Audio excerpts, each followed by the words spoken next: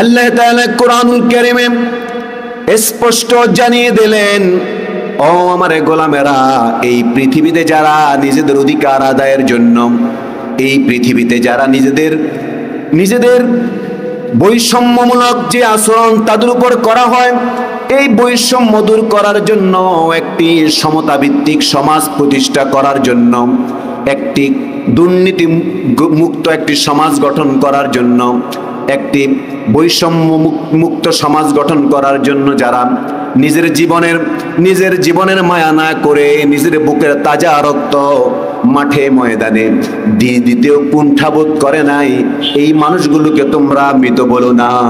সুবহানাল্লাহ। আল্লাহ তাআলা বলেন, ওয়ালা তাকুলু লিমান ইউকতালু ফি সাবিলিল্লাহি আমওয়াত বাল আহইয়াউ ওয়ালাকিন লা তাশউরুন। জবান ছেড়ে পড়েন আল্লাহু আকবার। আল্লাহ তাআলা বলেন, আর তোমরা এই সকল বীর সন্তানদেরকে 52 সালে যারা জীবন দিয়েছে, যারা 69-এর গণঅভ্যুত্থানে জীবন দিয়েছে, যারা 24 সালে স্বাধীনতার জন্য জীবন দিয়েছিল, যারা 71 সালেও স্বাধীনতার জন্য জীবন দিয়েছিল, ঈমান নিয়ে মৃত্যুবরণ করেছে, এই বীর সন্তানদেরকে তোমরা মৃত বলো না, বরং তোমরা বলো এরাই হলো আল্লাহ পাক রব্বুল আলামিনের মেহমান শহীদি গোলাম। পড়েন সুবহানাল্লাহ। ভাইরা আমার, আপনি আমি একটু গর্ব করা উচিত। পুলিশ প্রশাসনের হাতে যেই সকল নিরীহ নিরস্ত্র ছাত্ররা 52 সাল থেকে শুরু করে 69 সালের গণঅভ্যুত্থান, 71 সালের স্বাধীনতা যুদ্ধ, 24 সালের এই বৈষম্য মুক্ত একটি সমাজ গঠনের জন্য, রাষ্ট্র গঠনের জন্য যারা নিজের বুকের তাজা রক্ত ঢেলে দিয়েছে, এদেরকে কি আমি আপনি শহীদ বলতে পারি না? তাহলে আমি আপনি যখন এই ছাত্রদের উপর যখন গুলিবিদ্ধ হয়েছিল, সরকারের রোষানলে পড়ার ভয়ে আমরা যারা কথা বলতে পারি নাই, আজকে নির্দ্বিধায় নিজেকে ভীরু কাপুরুষ বলতে আপনারা রাজি আছেন কিনা বলেন? কথা বলেন, রাজি আছেন কিনা? যারা রাজি নাই তারা আজও নিজেদেরকে ভীরু কাপুরুষ প্রমাণ দেওয়ার চেষ্টা করে যাচ্ছে। কি বলেন, ঠিক কিনা? কত চাকরি আসবে যাবে, একটু কথা তো বলতে পারেন জুলুমের বিরুদ্ধে। আপনি তো সরকারের বিরুদ্ধে কথা বলছেন না, আপনি জুলুমের বিরুদ্ধে কথা বলছেন। আওয়াজ দিয়ে বলেন, ঠিক কিনা? আমার বাবা যদি জুলুম করে, আমার বাবার বিরুদ্ধে আমি কথা বলতে বাধ্য। আমার মসজিদ কমিটি যদি ইমামের উপর জুলুম করে, মুসল্লির উপর জুলুম করে, তাদের বিরুদ্ধে কথা বলতে আমি বাধ্য। আমার মসজিদ কমিটি যদি সাধারণ মানুষের উপর জুলুম করে, অন্যায়ভাবে যদি টাকা আদায় করে মসজিদের জন্য, আমি এটার বিরুদ্ধে প্রতিবাদ করব। কি বলে, ঠিক কিনা? আপনি আমি সামান্য চাকরির বিনিময়ে, চাকরির জন্য আমার সন্তানের বুকে গুলি হয়, আপনার সন্তানের বুকে গুলি হয়, আপনি মুখে কুলু পেটে বসে আছেন, এটি আমার আপনার জন্য লজ্জার বিষয়। কি বলেন, ঠিক কিনা? প্রিয় ভাইরা আমার, আমি আজকের এই দিনে দোয়া করছি, ও আল্লাহ তাআলা, যারা বাংলাদেশকে বৈষম্য মুক্ত করতে গিয়ে যারা জীবন দিয়েছে, আমার পুলিশ ভাইয়েরাও জীবন দিয়েছেন, অন্যায়ভাবে অনেক পুলিশও নিহত হয়েছে। কি বলেন, ঠিক কিনা? যারা গুলি করে নাই, গুলি ছোড়ে নাই, কিন্তু আমার পুলিশ ভাইদের উপর অন্যায়ভাবে গুলি করা হয়েছে, যেই সাধারণ ছাত্ররা নির্বিচারে গুলিবিদ্ধ হয়ে ইন্তেকাল করেছেন, আমরা আল্লাহর কাছে দোয়া করি আল্লাহ তাআলা সকল মৃতদেরকে যাতে করে ক্ষমা করে জান্নাতের মেহমান হিসেবে কবুল করে, বলি আমিন। কার উপর রাগ, ক্ষোভ, ঘৃণা, এই সবগুলার জন্য ছাত্ররা আন্দোলন করে নাই। কি বলেন, ঠিক কিনা? কারো ডাকাতি করার জন্য, কারো ঘর লুটপাট করার জন্য, লুটতরাজ করার জন্য, কারো উপর অন্যায়ভাবে আঘাত করার জন্য, বাড়িঘর পুড়িয়ে দেওয়ার জন্য কিন্তু এই বৈষম্য মুক্ত বাংলাদেশ গড়া হয় নাই। কি বলেন, ঠিক কিনা? এই ভাইরা, প্রিয় বন্ধুরা আমার, আসুন আমরা শহীদদের জন্য দোয়া করি। আল্লাহ তাআলা আমার সকল শহীদ ভাইদেরকে জান্নাতের মেহমান বানিয়ে দেন, বলি আমিন। আজকের এই বিজয় ছাত্রদের বিজয়, আমার সকল দলের মানুষের মুখে আমি হাসি দেখেছি। ছাত্ররা আবারও যে তাদের বৈষম্য মুক্ত রাষ্ট্র গড়তে পেরেছে এবং গড়ার প্রত্যয় নিয়ে তারা এগিয়ে যাচ্ছে, এবং তাদের যে রক্ত, তাদের যেই জেল খাটা, তাদের যে পরিশ্রম, তাদের যে চোখের পানি, এগুলো যে বৃথা যায় নাই, তাদেরকে আল্লাহ তাআলা সম্মান দিয়েছেন, সম্মানিত করেছেন, এটি আমরা চাক্ষুষ দেখতে পেয়েছি। কি বলেন, ঠিক কিনা? আল্লাহ তাআলা কোরআনেও বলেছেন, অতীতেও যে জাতিগুলো ন্যায়সঙ্গত অধিকার আদায়ের জন্য তারা সংগ্রাম করেছে, দাবি তুলেছে, নিহত হয়েছে, নির্যাতিত হয়েছে, নিপীড়িত হয়েছে, এই লোকগুলোর হাতে আমি একসময় ক্ষমতা দিয়ে দিলাম। পড়েন সুবহানাল্লাহ। ক্ষমতা চিরস্থায়ী নয়, ক্ষমতা চিরস্থায়ী নয়। ক্ষমতার মাধ্যমে আল্লাহ তাআলা কাউকে সম্মানিত করেন, আবার ক্ষমতার মাধ্যমে আল্লাহ তাআলা কাউকে বেইজ্জতি করেন। এই ঘোষণা দিয়েছেন কে? আমরা সমগ্র বিশ্বে অনেক প্রভাবশালী ক্ষমতাশীল দল দেখেছি, যারা ক্ষমতা এসেছেন, চলে গেছেন। ডোনাল্ড ট্রাম্প এসেছেন, আবার চলে গেছেন। এর আগে বারাক ওবামা এসেছেন, চলে গেছেন। এরপরে ডোনাল্ড ট্রাম্পের পরে আবার এসেছেন জো বাইডেন, চলে যাবেন, আবার আসবেন নতুন কেউ। এটাই তো পৃথিবীর নিয়ম, কি বলেন ঠিক কিনা? পৃথিবীতে কেউ চিরস্থায়ী নয়, কিন্তু কারো উপর সুযোগে আপনি জুলুম করা, এটাও কিন্তু ইসলাম কোনোভাবেই সাপোর্ট করে না, কি বলেন ঠিক কিনা? প্রিয় ভাইরা, আল্লাহ তাআলা বলছেন, আল্লাহ তাআলা বলছেন, ক্ষমতা দেই আমি তোমাকে, মেম্বার বানিয়েছি, চেয়ারম্যান বানিয়েছি, এমপি বানিয়েছি, প্রধানমন্ত্রী বানিয়েছি, রাষ্ট্রপতি বানিয়েছি, তোমাকে অনেক ক্ষমতা দিয়েছি, সচিব দিয়েছি, তাই বলে কি অপব্যবহার করবে? অপব্যবহার করা যাবে না। জুলুমের বিরুদ্ধে আমি মসজিদে অনেক আলোচনা করেছি, কি বলেন, করেছি কি না? ভাইরা আমার, ক্ষমতা যে চিরদিন থাকে না।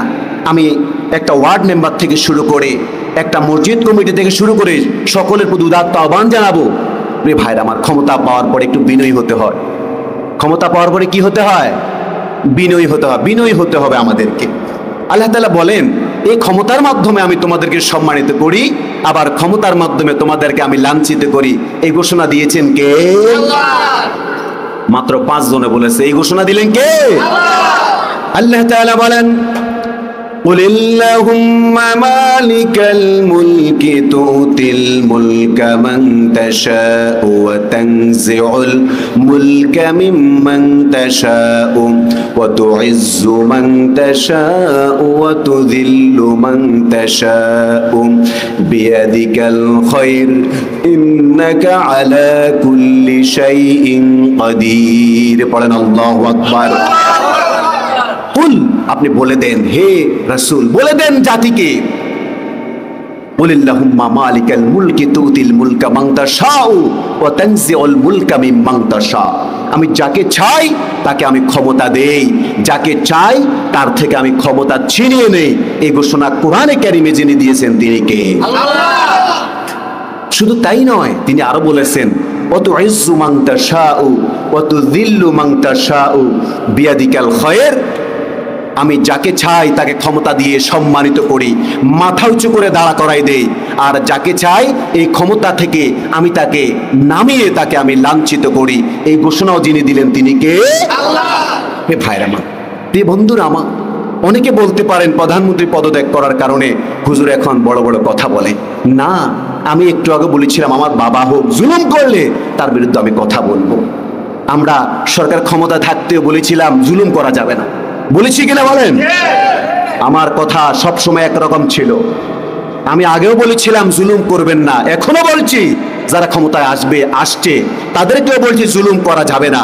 এই কথাগুলো শুধু কেবল যারা পদত্যাগ করেছেন সরকার, সাবেক সরকার, তাদের জন্য নয়, আগামীর সকলদের জন্য, সকল দায়িত্বশীলদের জন্য এই কথাগুলো, এই মেসেজগুলো আমাদেরকে মাথায় রেখে আমাদের পথ চলা আমাদের জন্য বাঞ্ছনীয় আমি মনে করি, কি বলেন ঠিক না? প্রিয় বন্ধুরা আমার, প্রিয় ভাইরা আমার, আল্লাহ বলছেন ক্ষমতার মাধ্যমে ইজ্জত দেই, ক্ষমতার মাধ্যমে ইজ্জতি করি। তবে ক্ষমতা পাওয়ার পরে একটা যুগোষ্ঠী যদি কার উপর নির্যাতন করে, নিপীড়ন করে, তোমরা খাতায় লিখে রাখো, আমি সেই নির্যাতিত, নিপীড়িত, আমি সেই গোষ্ঠীটাকে এক সময় দেশের রাজত্ব আমি তাদের হাতে তুলে দিই। পড়েন সুবহানাল্লাহ।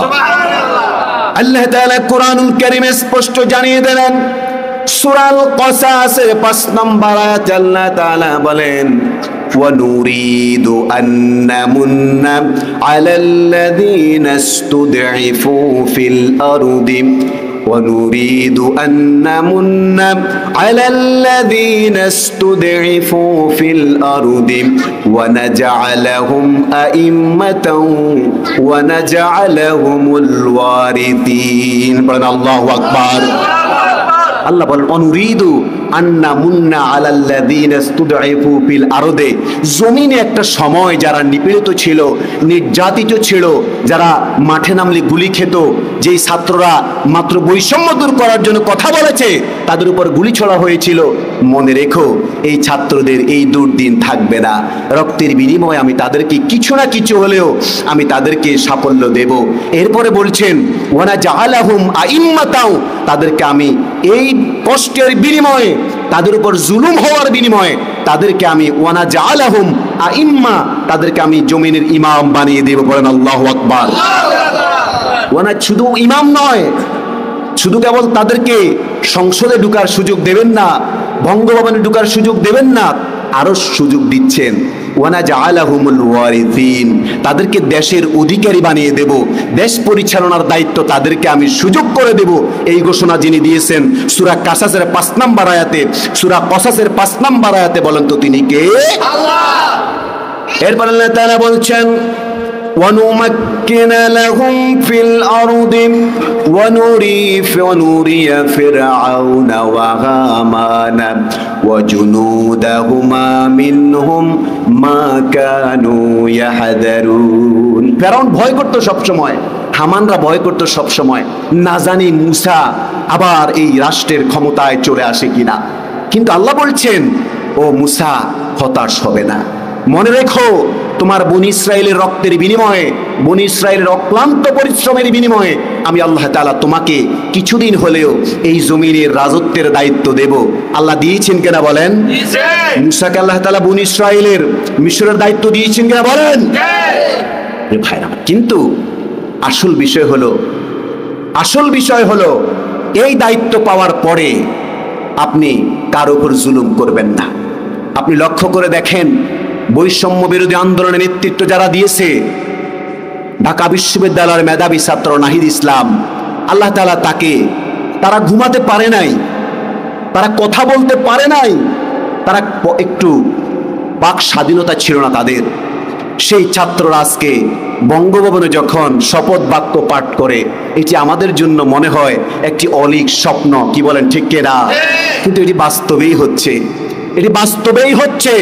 ছাত্ররা নিপীড়িত হয়েছে, তারা ঘুমের ভয় ছিল, তারা হারিয়ে যাওয়ার ভয় ছিল, নিহতের ভয় ছিল, কিন্তু তারা সকল ভয়কে দূর করে দিয়ে ছাত্ররা বুকে সাহস নিয়ে তারা অন্যায়ের বিরুদ্ধে, বৈষম্যের বিরুদ্ধে তারা মাঠে নেমে পড়েছিল।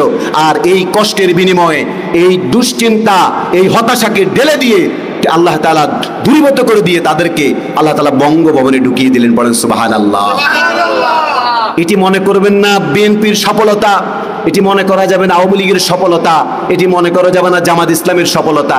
এটা হলো আমার আপনার সন্তান, আমার আপনার ভাই, সকল ছাত্র সমাজের একটা অহংকার। আপনার সন্তান গণভবনে, আপনার সন্তান বঙ্গভবনে শপথ পড়ছে, এটি আপনার বুক ফুলিয়ে বলা দরকার, কি বলেন ঠিক কিনা? আমি একজন প্রবীণ আওয়ামী লীগের, আমি একজন প্রবীণ বিএনপি, আমি একজন প্রবীণ জামাত ইসলাম, আমাকে লাগে নাই। ছাত্ররা নিজেরাই এখন বঙ্গভবনে তারা শপথ পড়ছেন এই দেশকে নতুন করে গড়ার, কি বলেন ঠিক কিনা? এটি আপনি যেই দলে করেন, এখানে সকল দলের লোক আছে, যেই দলে করেন আপনি বলেন, আপনি চান এতটুকু বলেন যে এই নতুন প্রজন্ম কি করে আমরা একটু দেখি না, এতটুকু বলা যায় কিনা? আমার দল তো ক্ষমতায় ছিল, আমার দল ক্ষমতায় ছিল, ওনার দল ক্ষমতায় ছিল, এবার ছাত্ররা একটু দেশটা একটু দেখি না কি করে, একটু সময় দিই তাদেরকে, কি বলেন ঠিক কিনা? ছাত্ররা আজকে বঙ্গভবনে শপথ বাক্য পাঠ করছে। এই বঙ্গভবন তাদের জন্য নিষিদ্ধ ছিল, যাদের জন্য নিষিদ্ধ ছিল এই নগরী, আল্লাহ তাআলা তাদেরকে রহমতের হাত দিয়ে সেখানে বসালেন কিছু সময়ের জন্য হলেও। পড়েন আলহামদুলিল্লাহ। প্রিয় ভাইরা আমার, এখন বিষয় হলো যারা এই বিজয় পাওয়ার পরে, এই বিপ্লবের পরে, এই অভ্যুত্থানের পরে এর সুযোগকে কাজে লাগিয়ে নিরীহ নিপীড়িত দল মত নির্বিশেষে সকল রাজনৈতিক দলের উপর হামলা, বাড়িঘর ভাঙচুর, বাড়িঘরে আগুন দেওয়া, লুটপাট করা, দোকান লুট করা, বাজার লুট করা, টেন্ডারবাজি করা, চাঁদাবাজি করার সুযোগ নিচ্ছে, তাদের বিরুদ্ধে ছাত্র সমাজকে রুখে দাঁড়াতে হবে, কি বলেন ঠিক কিনা? শুধু রাষ্ট্র গঠনে ছাত্রদেরকে দায়িত্ব দিলে হবে না, সমাজের মধ্যে সকল স্তরে, মসজিদ কমিটি থেকে শুরু করে সকল দায়িত্বে এই তরুণ ছাত্রদেরকে দায়িত্ব আপনারা দিতেই হবে। কথা বলেন ঠিক কিনা? এরা পারে বিপ্লব ঘটাতে, এরা যদি একটা দেশ অভ্যুত্থান ঘটাতে পারে, এটা একটা সমাজকেও এরা নতুন করে সাজাতে পারবে। এই সাহস, এই বুদ্ধিমত্তা, এই ইন্টেলেকচুয়ালিটি, এই ক্রিয়েটিভিটি আল্লাহ তাআলা তাদেরকে দিয়েছেন। কি বলেন ঠিক কিনা? এই বিজয়কে কাউকে লুট করার সুযোগ দেওয়া যাবে না। সকল ঘরে ঘরে, সকল আওয়ামী লীগের, সকল বিএনপি, জামাত ইসলাম, সকল দলের লোকদেরকে সজাগ দৃষ্টি রাখতে হবে, যাতে করে এই বিজয়কে, এই বিপ্লবকে যারা কলঙ্কিত করতে চায় এবং অন্যের ঘাড়ে দোষ চাপিয়ে সুযোগ নিতে চায় এবং নিজের পকেট ভারী করার চেষ্টা করছে দলের সাইনবোর্ড লাগিয়ে, তাদের বিরুদ্ধে আপনাদেরকে রুখে দাঁড়াতে হবে। পারবেন তো ইনশাআল্লাহ? আমরা দলীয় নয়, আমরা সমাজের মুসল্লি হিসেবে আমরা সজাগ দৃষ্টি রাখবো। আওয়ামী লীগ যে করে সেও আমার ভাই, বিএনপি যে করে সেও আমার ভাই, ছাত্র শিবির, জামাত ইসলাম যে করে সেও আমার ভাই।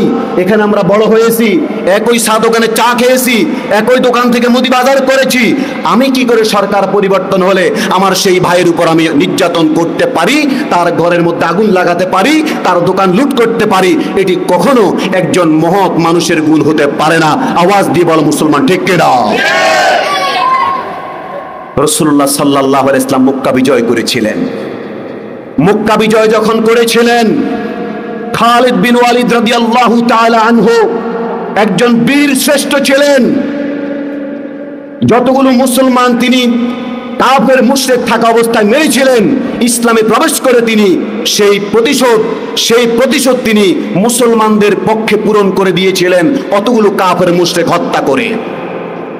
মক্কা বিজয়ের পরে খালিদ বিন ওয়ালিদ যখন মক্কা নগরীর উপরে উঁচু গেট দিয়ে ঢুকছিলেন, উঁচু ভূমি দিয়ে ঢুকছিলেন, আল্লাহর রাসূল বললেন, নো, খালিদ বিন ওয়ালিদ, বিজয় অর্জন করার জন্য বিজয় অর্জন করেছ, মক্কা বিজয় করেছ, ফাতহে মক্কা করেছ, অহংকার করার জন্য নয়। নিচু জায়গা দিয়ে ঢুকো, নিচু ভূমি দিয়ে ঢুকো মক্কার দিকে, কারণ তোমাকে দেখে যাতে করে কোনো মানুষ ভয় পেয়ে না যায়। কি বলেন ঠিক কিনা? আওয়ামী লীগ ক্ষমতায় ছিল, এখন নাই, আপনি তাদেরকে দুর্বল মনে করবেন। আবার বিএনপি ক্ষমতায় আসবে, তারা ক্ষমতায় নাই, আপনি আওয়ামী লীগ হিসেবে তাদের উপর নির্যাতন করবেন। সাধারণ ছাত্র জনতা এবং মুসল্লিরা সকল আপামর সাধারণ মরে যায় নাই। কি বলেন ঠিক কিনা? আমরা সব রুখে দিতে পারি। প্রিয় ভাইরা আমার, প্রিয় বন্ধুরা আমার, রাসূলুল্লাহ সাল্লাল্লাহু আলাইহি ওয়াসাল্লাম যখন মক্কার দিকে ঢুকে গেলেন, মক্কার কাফের মুশরিকরা সবাই ভীত সন্ত্রস্ত।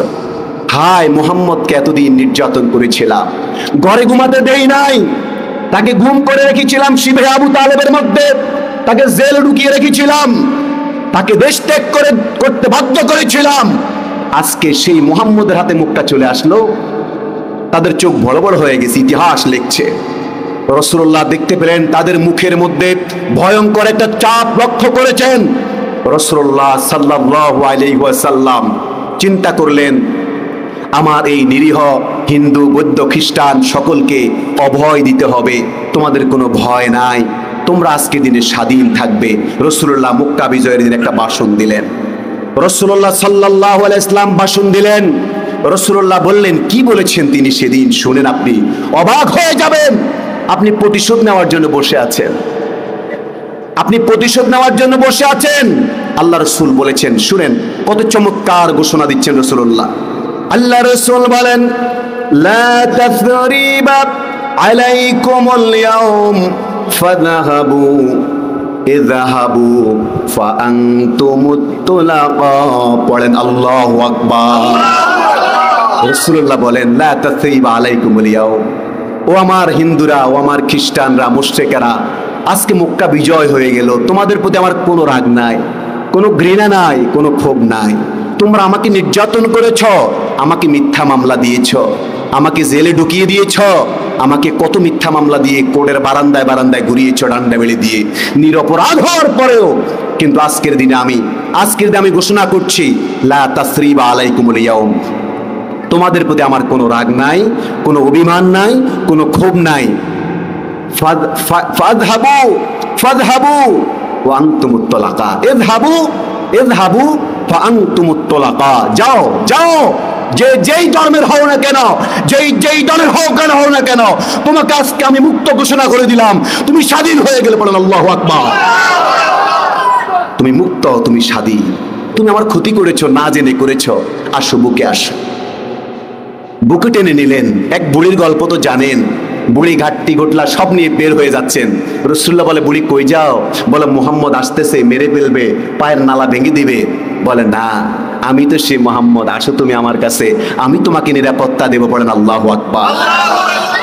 ভাইরা আমার, প্রিয় বন্ধুরা আমার, যাদের নেতাদের ফাঁসি দেওয়া হয়েছে, যারা দল হারিয়েছে, যারা অর্থ সম্পদ বিভিন্ন প্রতিষ্ঠান হারিয়েছে, তারা তো বলেছে এই দেশে হিন্দুরা আমার ভাই, সংখ্যালঘু বলতে কিছু নাই, সংখ্যালঘু বলতে কিছু নাই। হিন্দুরা এই দেশের নাগরিক, হিন্দুরা এই দেশের সন্তান। মুসলমান যেমন করে মাথা উঁচু করে চলবে, একজন হিন্দু আজকের বর্তমান বাংলাদেশে মাথা উঁচু করে চলবে। এটাই হলো আমার দেশের সর্বোচ্চ জায়গা থেকে সিদ্ধান্ত। আওয়াজ দিয়ে বলো ঠিক কিনা? কোন ভিন্ন দলের লোকেরাও আজকে থেকে হীনমন্যতায় ভুগতে পারবে না। আপনারা সকল জনগণ ঐক্যবদ্ধ হয় সকল জুলুমবাজদেরকে রুখে দিতে হবে। যারা ব্যক্তিগত আক্রোশ, যারা দলীয় আক্রোশ থেকে নির্যাতন করবে, তাদেরকে সুযোগ দেওয়া যাবে না। কথা বলে না, তাদেরকে সুযোগ দেওয়া যাবে না। রাসূলুল্লাহ ঘোষণা দিলেন। ইউসুফ আলাইহিস সালামের ভাইরা তাকে কূপের মধ্যে ফেলে দিলেন। ইউসুফ আলাইহিস সালাম বিশাল ইতিহাস। ইউসুফ আলাইহিস সালাম পরবর্তীতে যখন মিশরের মন্ত্রী হলেন, আল্লাহ তাআলা ইউসুফ আলাইহিস সালামের মাধ্যমে তার সেই ভাইগুলোর আশ্রয়ের ব্যবস্থা করে দিয়েছিলেন। পড়েন সুবহানাল্লাহ। যেই মিশরের আজিজে মিশর তাকে জেলে দিয়েছিলেন, সেই আজিজে মিশর সেই হযরতে ইউসুফ আলাইহিস সালামকে সেই রাষ্ট্রের একজন খাদ্যমন্ত্রী বানিয়ে দিলেন। পড়েন আল্লাহু আকবার। সুতরাং আমি আপনাদের কাছে রিকোয়েস্ট করব, একটি সাম্প্রদায়িক সম্প্রীতি আমাদের বজায় রাখতে হবে। কোনো প্রকার ভেদাভেদ করবেন না। কোন দলের ভাই যাতে করে বলতে না পারে আমার উপর ভিন্ন দল হওয়ার কারণে নির্যাতন করা হয়েছে। আমি একজন ইমাম হিসেবে আমি আপনাদের কাছ থেকে এতটুকু নিশ্চয়তা পাবো কিনা বলেন? হাত উঁচু করে বলেন, পাবো কিনা? কোন দল, কোন মত নির্বিশেষে আমরা সকলে কাঁধে কাঁধ মিলিয়ে ভেদাভেদ ভুলে গিয়ে আমরা এই সমাজে বসবাস করব। মনে রাখতে হবে সময় কিন্তু ঘূর্ণয়মান। আল্লাহ তাআলা কোরআনে বলছেন, তিলকাল আইয়ামু নুদাউলুহা বাইনান নাস, তিলকাল আইয়ামু নুদাউলুহা বাইনান নাস। সময় হলো ঘূর্ণয়মান, সময় হলো ঘূর্ণয়মান। এক সময় তুমি নির্যাতিত হলে, আজকে তুমি স্বাধীন হয়ে গেলে, তাই বলে নির্যাতন করবে। যারা নির্যাতিত হচ্ছে, একটা দলের সকলের উপর কিন্তু আক্রমণ করা হয় না। যারা নির্যাতন করেছে, নিপীড়িত হয়েছে, যারা তাদের মধ্যে আক্রোশ থাকতে পারে, কিন্তু সাধারণভাবে একটা দলের উপর কখনো দোষ চাপানো, তাদের উপর নির্যাতন করা, ইসলাম এটা কখনো সাপোর্ট করে না, সাপোর্ট করতেও পারে না। সুবহানাল্লাহ।